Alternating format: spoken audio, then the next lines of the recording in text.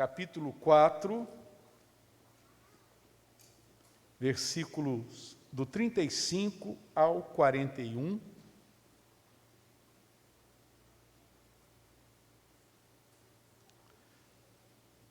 Marcos, capítulo 4, versos do 35 ao 41.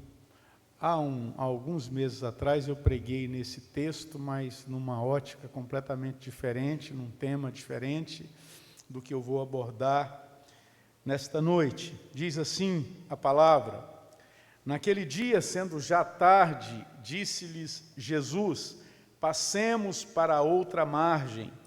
E eles, despedindo a multidão, o levaram assim como estava, no barco, e outros barcos o seguiam. Ora, levantou-se grande temporal de vento, e as ondas se arremessavam contra o barco, de modo que o mesmo já estava a encher-se de água.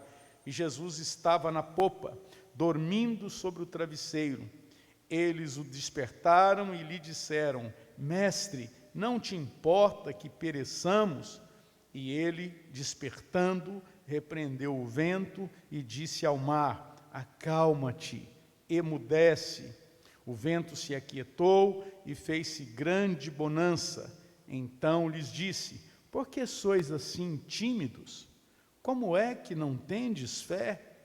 E eles, possuídos de grande temor, diziam uns aos outros: quem é este que até o vento e o mar lhe obedecem?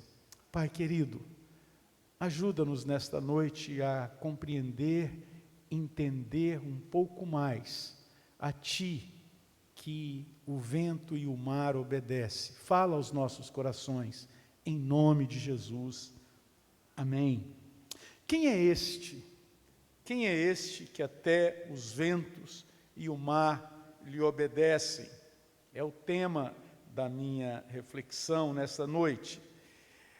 Queridos, esse impressionante milagre do nosso Senhor Jesus é muito conhecido por todos nós, é um texto bastante conhecido.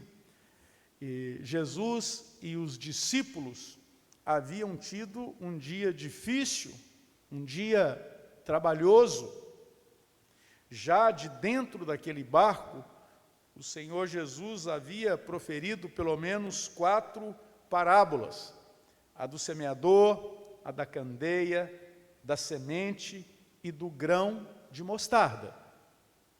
Como já havia entardecido, Jesus e os discípulos se afastam rumo à outra margem do lago da Galileia. O lago da Galileia, também chamado Mar da Galileia, além de ser muito grande, ele tem em torno de 21 quilômetros de comprimento e 12 de largura. É também um lago muito bonito e é famoso por suas tempestades. Caem muitas tempestades ali. Aliás, convém dizer que na narrativa de Mateus sobre o mesmo evento, ele vai usar uma palavra para tempestade cujo significado mais apropriado seria terremoto, ou seja, o que houve ali aquele dia pode ter sido um tsunami, algo parecido, não é? Mas o fato, queridos, é que Jesus, em meio a toda aquela agitação, imagina como que estava aquilo ali, ele dormia. Podemos dizer que Jesus literalmente dormia o sono dos justos, não é? Porque ele é a própria justiça, ou porque estava extremamente cansado e era justíssimo que ele descansasse. Os pobres discípulos, jogados de um lado para o outro, por causa das gigantescas ondas produzidas ali, percebem que o barco vai afundar. Na mente deles, aquele barco afundaria. Os discípulos estão aterrorizados. Eles ficam em estado de choque. O medo toma conta de suas vidas. E onde, queridos, onde entra o medo, entra a paralisia, entra a falta de ação, entra a falta de fé. Literalmente a gente trava, muita gente trava por causa do medo. E faltou fé àqueles discípulos, pelo menos por 2 motivos. Faltou fé porque eles poderiam ter repreendido o vento e o mar em nome e no poder do Senhor. Eles eram discípulos do Senhor Jesus, né? O Senhor Jesus conferia poder a eles e eles poderiam exercitar essa fé repreendendo o vento e o mar ali. Ou eles deveriam ter tido o bom senso de reconhecer que não poderiam afundar no mesmo barco que se encontrava o Senhor Jesus. Não depois de já terem presenciado tantos milagres. Eles tinham que saber que aquele barco não afundaria com o Senhor Jesus dentro, não é? Penso assim, não seria possível submergir aquele barco, não seria coerente.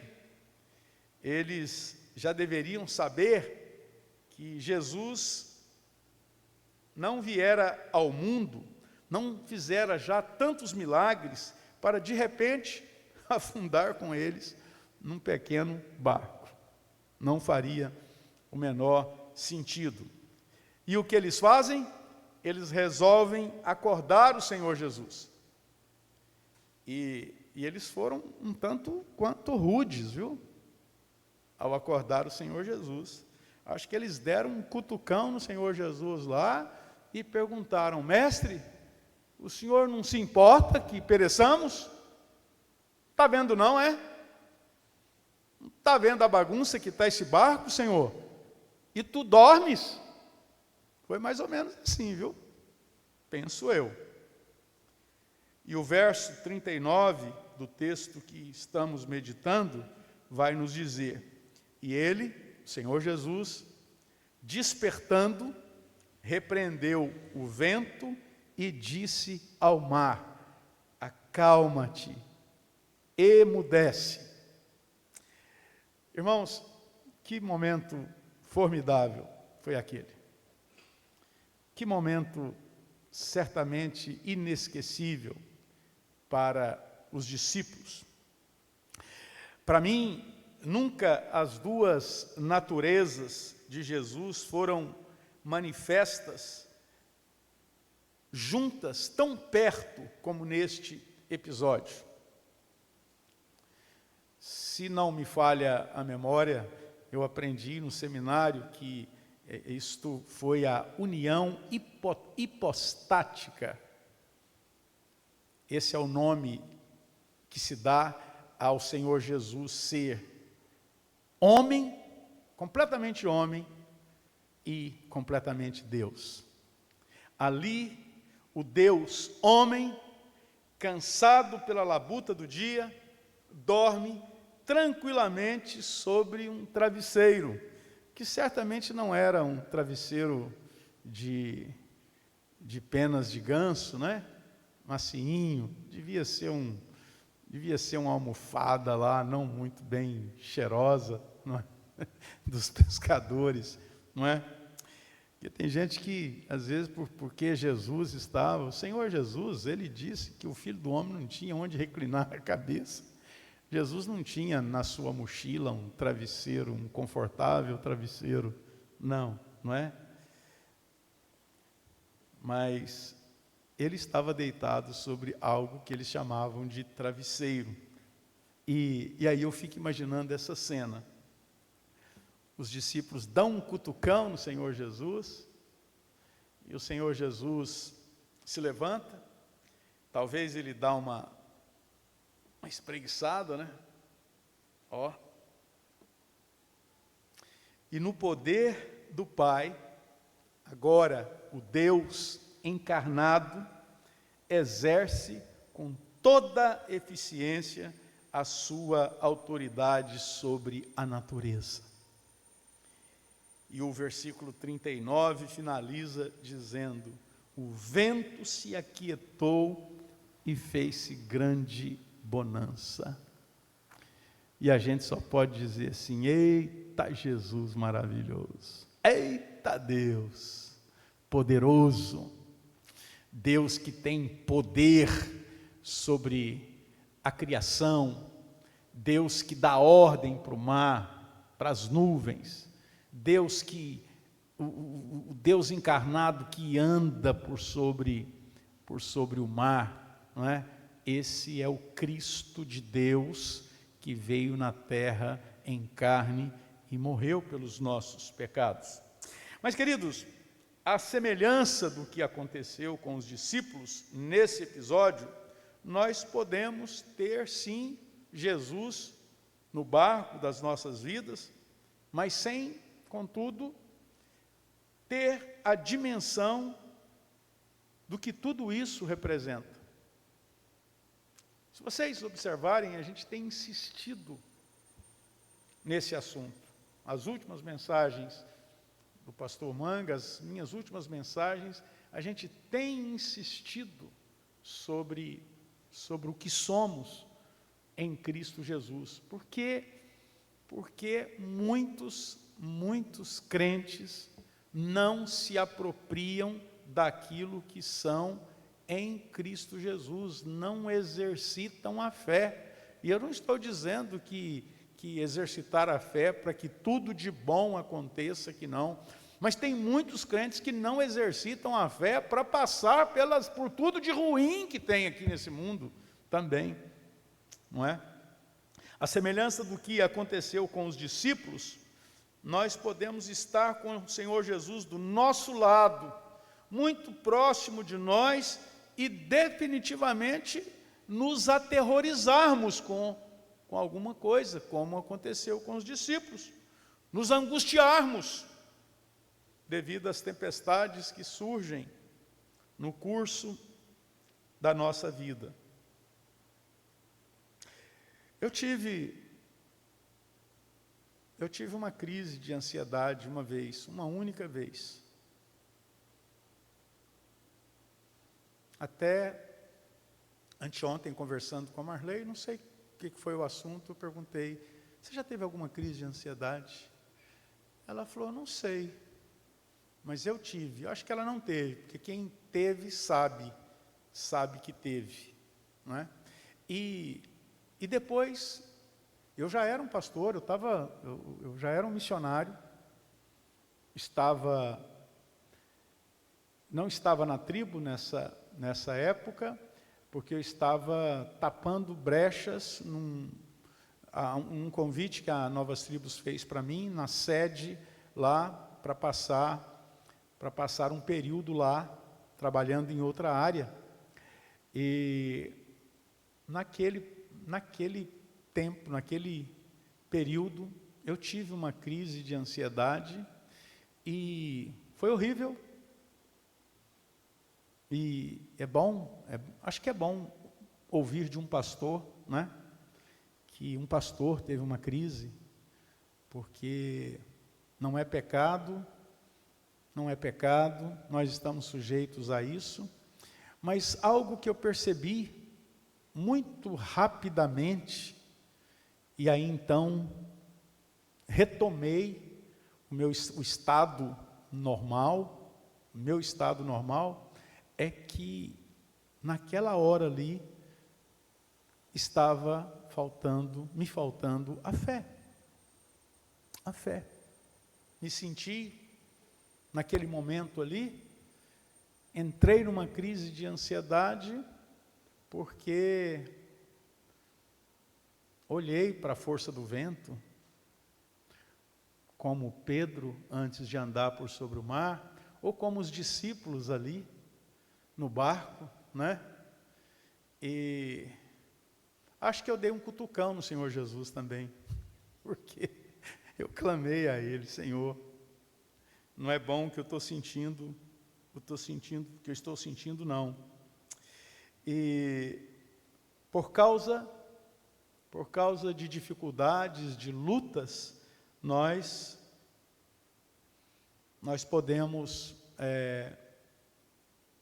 perder o foco, perder a nossa fé momentaneamente. E isso também tem um nome, que é timidez, no sentido mais negativo da palavra, quer dizer covardia, medo de confiar. Medo de confiar. Você abraça o que você tem mais perto de você, materialmente falando, coisas palpáveis, não é? E deixa de exercitar a fé. Por isso, o Senhor Jesus, por que eu falei de timidez? Porque o Senhor Jesus, depois de realizar aquele milagre maravilhoso, Ele vai repreender aqueles amedrontados discípulos, e vai dizer assim: então lhes disse, por que sois assim tímidos? Como é que não tendes fé? Muitas vezes nós somos tímidos no exercício da fé, porque nós preocupamos mais com a nossa reputação, de não ver algo acontecendo no exercício da nossa fé. Então, por medo de ver ferida a nossa reputação, não exercitamos a fé. Por isso eu acho que o Senhor Jesus chama isso, falou, por que vocês foram assim tímidos? Não é? Mas tímido pode ser traduzido por covarde, incrédulo, não é? Era como se Jesus perguntasse para eles, mais ou menos assim: vocês já se esqueceram de tudo que vocês presenciaram do meu lado?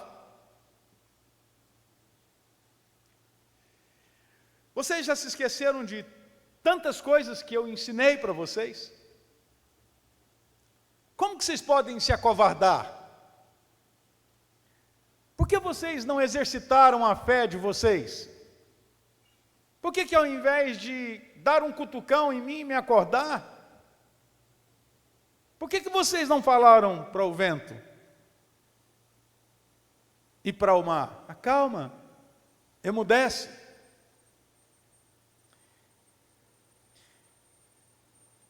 E eles e os discípulos, possuídos de grande temor, depois que veio a bonança, um virava para o outro e dizia assim: quem é este que até o vento e o mar lhe obedecem? Quem é esse? Quem é esse? Esse é o ponto central dessa reflexão para essa noite.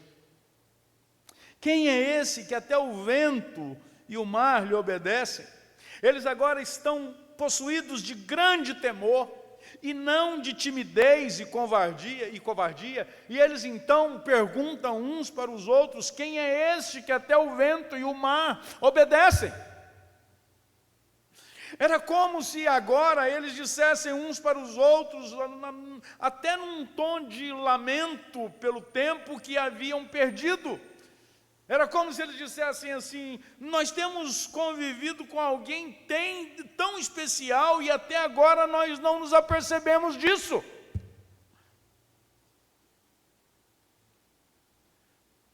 Era como se um dissesse para o outro: nós precisamos nos aprofundar mais na convivência com este que o vento e o mar obedecem.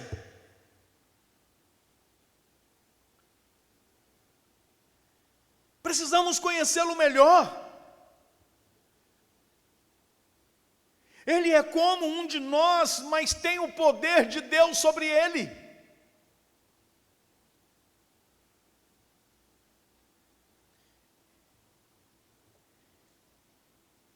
E eu não posso deixar de, em resposta à pergunta retórica dos discípulos, quem é este?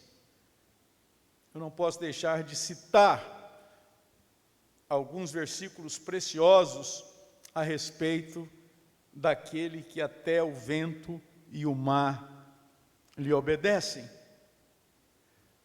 No livro do profeta Isaías, um texto que a gente lê muito na época de Natal, vai dizer: porque um menino nos nasceu, um filho se nos deu, o governo está sobre os seus ombros, e o seu nome será Maravilhoso Conselheiro, Deus Forte, Pai da Eternidade, Príncipe da Paz.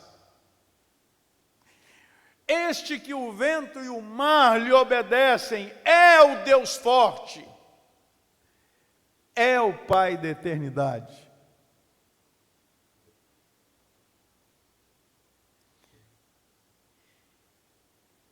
Em Mateus, no capítulo 1, nós lemos: eis que a virgem conceberá e dará à luz um filho, e ele será chamado pelo nome de Emanuel, que quer dizer Deus conosco. Deus conosco. O Senhor Jesus é Deus. E é Deus conosco. É ou não é, Will?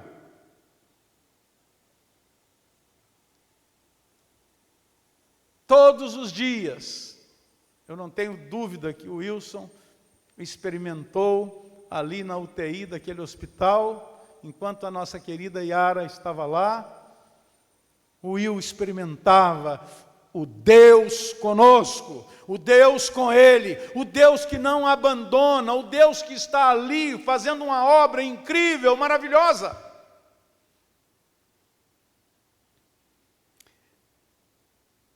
E que, embora, no caso dos discípulos ali naquele barco, embora estivesse dormindo, tinha tudo no mais absoluto controle. Tudo.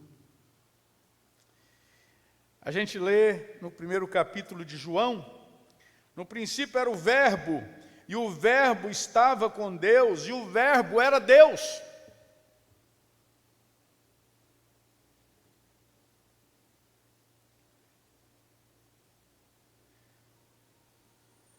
Tito, nós lemos no boletim, vai dizer: aguardando a bendita esperança e a manifestação da glória do nosso grande Deus e Salvador, Cristo Jesus.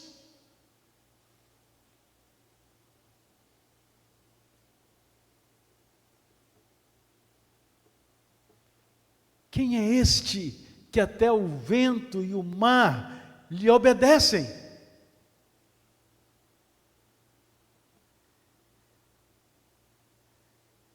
Na primeira carta de João, a gente lê assim: também sabemos que o Filho de Deus é vindo e nos tem dado entendimento para reconhecermos o verdadeiro. E estamos no verdadeiro, em seu Filho Jesus Cristo. Este é o verdadeiro Deus e a vida eterna.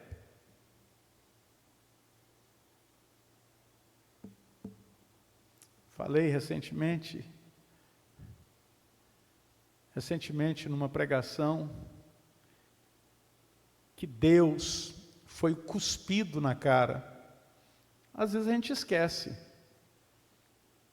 que Jesus é Deus. Deus foi exposto nu numa cruz e as pessoas faziam muxoxo, como eu disse outro dia. Era Deus lá naquela cruz. Mas aquele que estava na cruz pelos nossos pecados, morrendo pelos nossos pecados, é aquele que o vento e o mar lhe obedecem.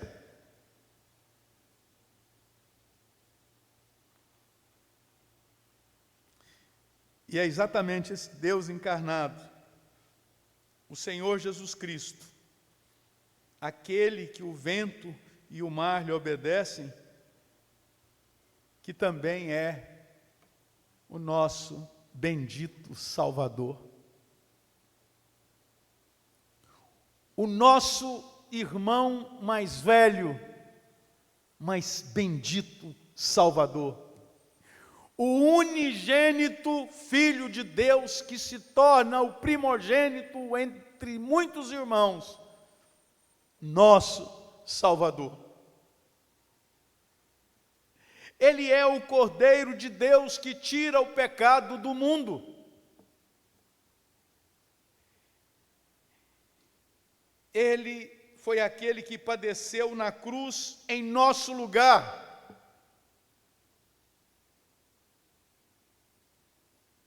Nunca cometeu pecados, mas se fez pecado por nós.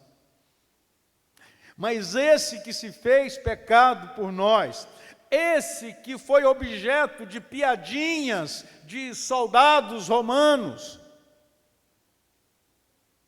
o vento e o mar lhe obedecem.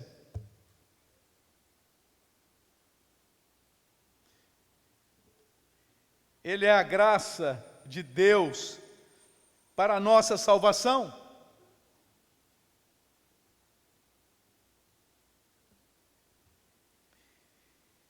Ele é o único caminho para se chegar a Deus. Ele mesmo disse: eu sou o caminho e a verdade e a vida. Ninguém vem ao Pai senão por mim. Fazia uma visita esta semana e conversava sobre o fato do Senhor Jesus ser o caminho, a verdade e a vida. E falava sobre a bênção desta mensagem não ser sonegada a nós, dessa informação não ser omitida. Deus fez questão de revelar essa boa nova a nós. E às vezes eu fico pensando, irmãos, muitas vezes eu gosto de ficar pensando sobre sermos salvos, sobre Deus ter nos alcançado. Não fizemos nada por isso, não temos nenhum mérito nisso, mas aprove a este que o vento e o mar lhe obedecem, aprove a este se revelar até nós, a nós. Se revelou, nos alcançou, tirou as escamas dos nossos olhos, nos deu entendimento. Nós cremos em tudo isso, amém? Nós cremos em tudo isso. E quem ainda não creu, pode crer nesta noite.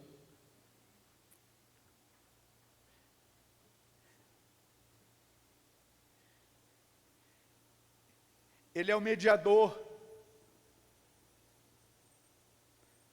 entre Deus e o homem. Ele é o nosso advogado.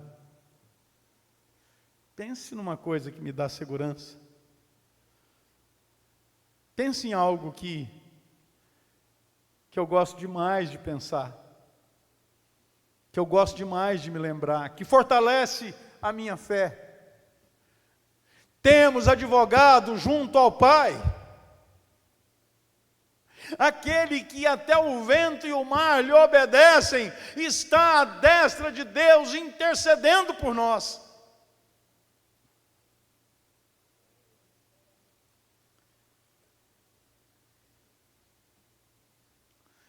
Este Todo-Poderoso é aquele que quer tomar conta do nosso coração. Ele quer tomar conta da nossa vida completamente.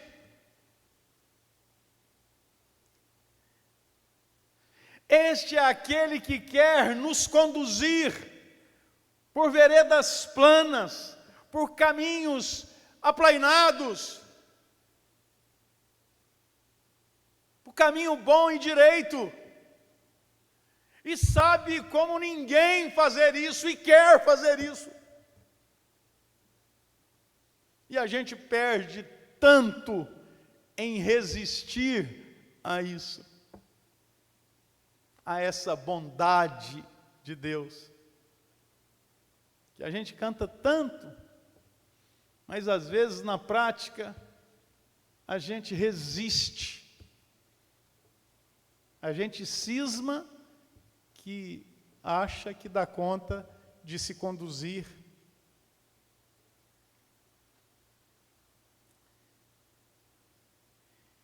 É com Ele e por causa dele que vamos morar no céu eternamente.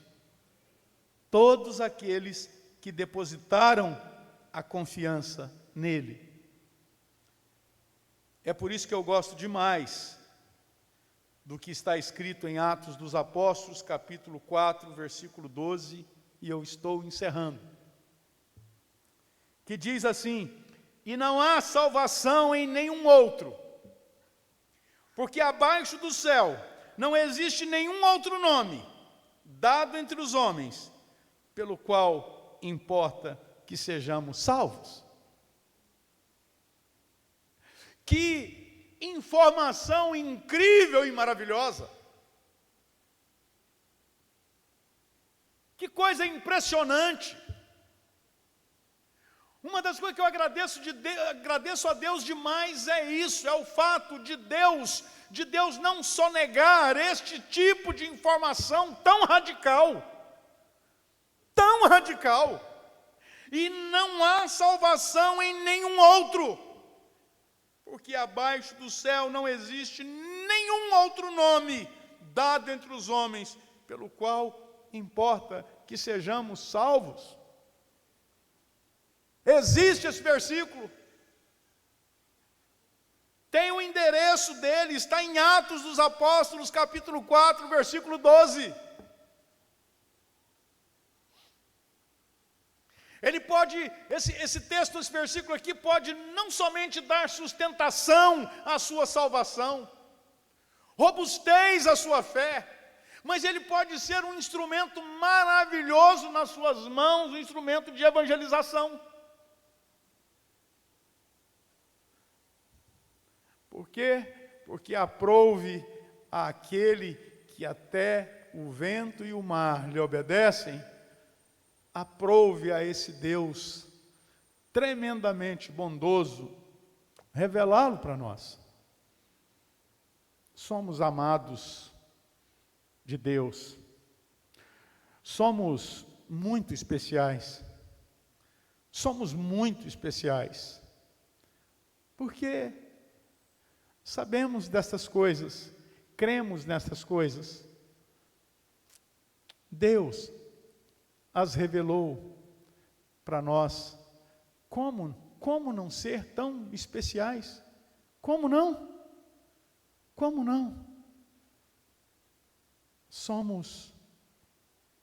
Temos entendimento dessas coisas. Eu não sei se há alguém aqui que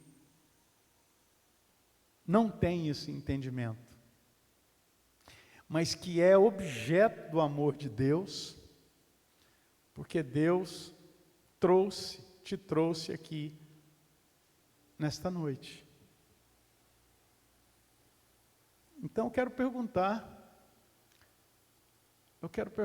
se tem alguém aqui que ainda não tomou a decisão mais incrível desta vida, que é a de depositar a confiança na pessoa do Senhor Jesus, ser salvo por Ele, tê-lo como Senhor e Salvador. Tem alguém aqui que ainda não fez essa decisão? Entendeu,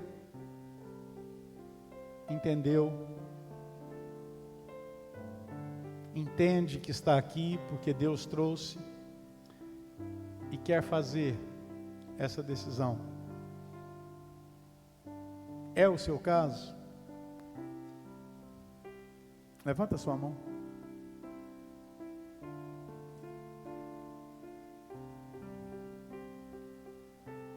Há alguém que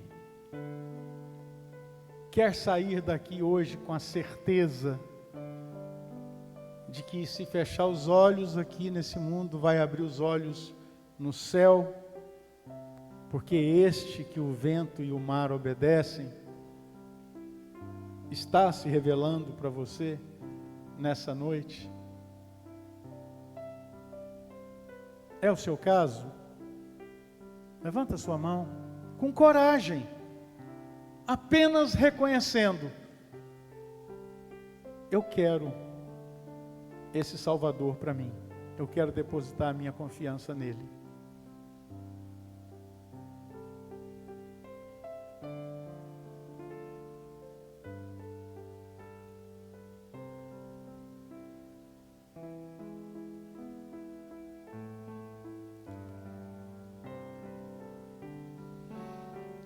Pai querido, somos tão especiais, Pai.